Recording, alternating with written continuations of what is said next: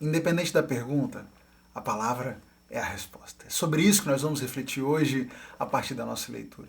Me diz uma coisa, qual é hoje a sua grande fonte de sabedoria? Onde é que você busca as respostas para as perguntas da sua vida? Se você respondeu chat GPT, bem-vindo à humanidade. A gente tem vivido essa revolução da inteligência artificial, né?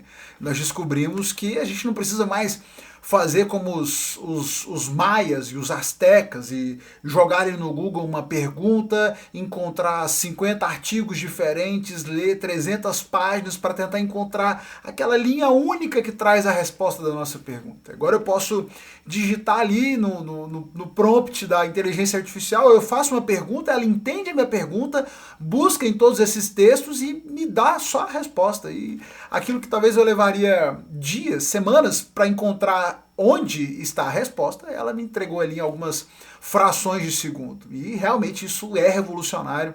E talvez para a maioria das pessoas hoje, ou pelo menos para muitas pessoas hoje, de fato a inteligência artificial se transformou na grande fonte de sabedoria para suas perguntas. Mas eu quero falar com você sobre coisas mais profundas do que simplesmente entendermos como mecanismos cotidianos da vida funcionam. Porque para isso, o chat GPT realmente, ou o Gemini, talvez será o seu maior aliado. Mas a verdade é que se você já usou essas fontes de informação por tempo suficiente e ao longo de desafios o suficiente, você já descobriu também que eles estão longe de ter todas as respostas. Em alguns momentos eles vão inventar, em alguns momentos ele vai te dar uma resposta com muita convicção e você descobre que não é. Esses dias mesmo eu queria melhorar um pouco a qualidade dos vídeos, né? Dar uma melhorada na iluminação, no fundo, enfim. Queria mexer nas configurações e eu não sabia como fazer. E fui pro chat GPT, olha, eu quero melhorar a qualidade dos meus vídeos, isso, tal, o que eu faço? E ele foi me dando, ó, faça isso, use essa configuração, programa tal. Coisa que eu demoraria realmente muito tempo pesquisando, ele me entregou na mão. Clica aqui, clica ali, coloca isso. Até que não. Até que em algum momento ele me mandou fazer um comando e eu procurei. E eu olhava em todo canto na tela e nada, não é possível. Eu fiquei uns 20 minutos, eu acho, tentando fazer o comando que ele tinha mandado. Até que eu falei, olha, você tem certeza disso? Porque eu estou procurando e não tem aqui na minha versão. E aí ele me respondeu, você tem razão, me desculpa, essa funcionalidade não está disponível nessa versão que você está usando. E eu, como assim? Eu não sabia que era possível. A verdade é que toda inteligência, humana ou artificial, é limitada, será limitada. Em muitos momentos a gente pode passar a sensação de que sabemos tudo, de que temos todas as respostas, mas só acredita ter todas as respostas quem ainda não recebeu perguntas o bastante, não teve questões suficientes para responder. Qualquer um de nós que já viveu bastante para lidar com perguntas suficientes sabe da sua limitação, sabe da limitação de qualquer um, de qualquer pessoa, de qualquer inteligência artificial. Só existe uma fonte de sabedoria inesgotável e infalível, que é a palavra de Deus. E é sobre isso que a nossa leitura de hoje nos fala. O Salmo de número 119, o maior texto que nós temos na nossa Bíblia, e é um salmo que fala sobre o valor da palavra de Deus, como essa fonte inesgotável de informação, que traz resposta para as perguntas mais difíceis, que traz sabedoria para todas as ocasiões da vida. Nós temos um salmo muito bonito, é um salmo grande. Se você notou aí ao longo da sua leitura, você viu que nós temos aqui, esse é um salmo, assim como a maioria, praticamente os textos do livro de Salmos são textos poéticos, né? Poesias hebraicas, e o Salmo 119 ele está organizado de uma forma toda especial.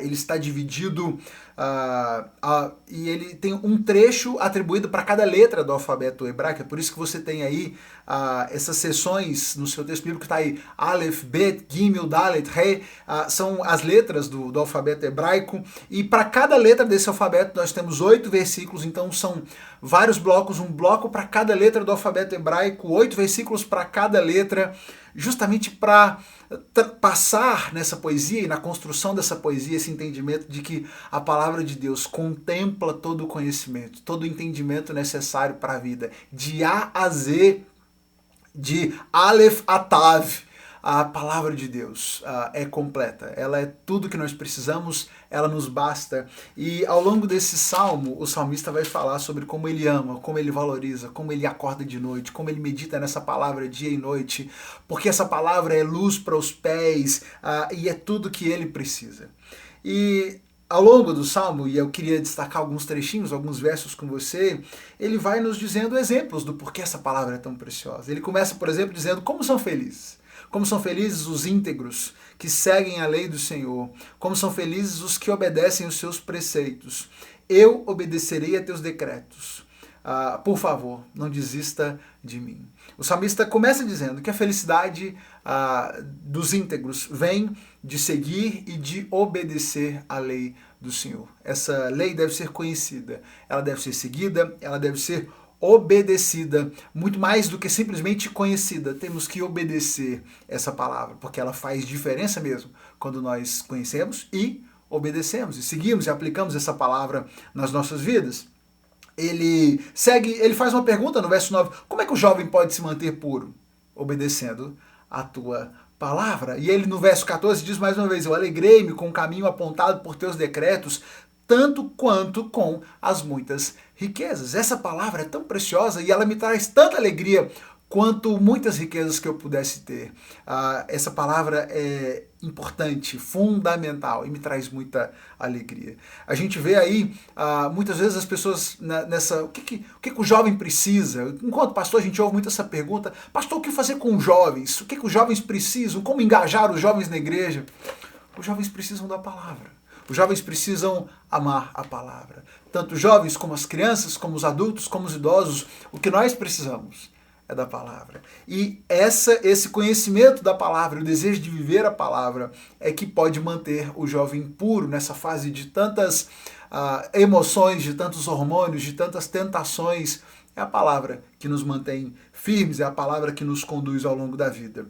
No verso 24 ele vai dizer que essa palavra me dá conselhos sábios, os conselhos mais sábios da sua vida você vai encontrar na palavra. No verso 32 ele vai falar que buscarei os teus mandamentos, pois tu aumentas o meu entendimento. A maior fonte de entendimento, de sabedoria que você possa buscar e encontrar está na palavra de Deus. No verso 43 e 44 ele diz, não retires de mim a palavra da verdade, pois teus estatutos são a minha esperança, eu continuarei a obedecer a tua lei para todo o sempre. Também a fonte de esperança do salmista está na palavra de Deus. Muitas pessoas vivem desesperançados e em busca de algo que lhes dê a esperança diante da vida, das adversidades da vida. A palavra de Deus é a nossa grande fonte de esperança, deve ser e pode ser a sua grande fonte de esperança. No verso 52 ele diz que esses estatutos eles me consolam, eles são o tema das minhas canções, então ao mesmo tempo ele é consolo, mas ele é fonte de inspiração para a sua criação, para a sua poesia. No verso 67 ele diz, antes de me disciplinares eu vivia desviado e agora porém sigo a tua palavra de perto. Essa palavra também é disciplina, e disciplina que é bem-vinda, que deve ser desejável. Nós não devemos jamais nos afastar da palavra com medo da disciplina que ela possa trazer, mas amá-la justamente porque ela nos confronta, porque ela traz disciplina para as nossas vidas. Ele chega a dizer que o sofrimento foi bom para mim, pois me ensinou a dar atenção aos teus decretos. Mesmo quando ele sofreu, ele enxerga isso com bons olhos, porque o sofrimento fez com que ele amasse essa palavra ainda mais. É o que ele escreveu no verso 71. Mais já na frente, no texto, no verso 89, ele diz, a tua palavra eterna, tua palavra eterna, ó Senhor, está firme nos céus. Tua fidelidade se estende de uma geração a outra e duradoura como a terra que estabelece. Essa palavra, ela é eterna, ela não é passageira. Essa sabedoria não está limitada ao tempo, não é algo ultrapassado e jamais será ultrapassado, porque é uma sabedoria que se fundamenta no Senhor e por isso é uma sabedoria eterna, tão antiga quanto a fundação da terra, mas duradoura por toda a eternidade. Essa palavra, ele vai dizer também no verso 98, me faz sábio como os meus inimigos, mais prudente que os meus mestres, me dá mais entendimento do que os anciãos.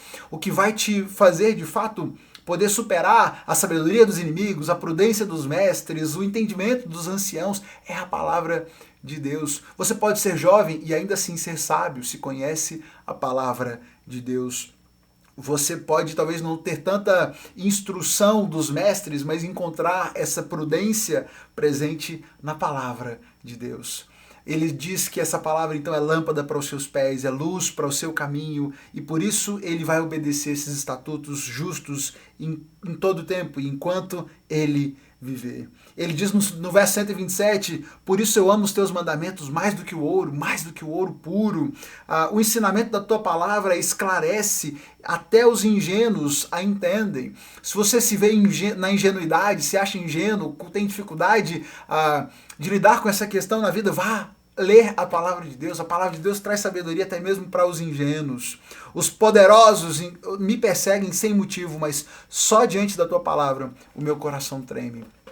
É o que o salmista diz. Se tem algo que o faz tremer, que o faz estremecer, é a palavra de Deus, porque ela é poderosa, ela é profunda, ela é verdadeira, transformadora.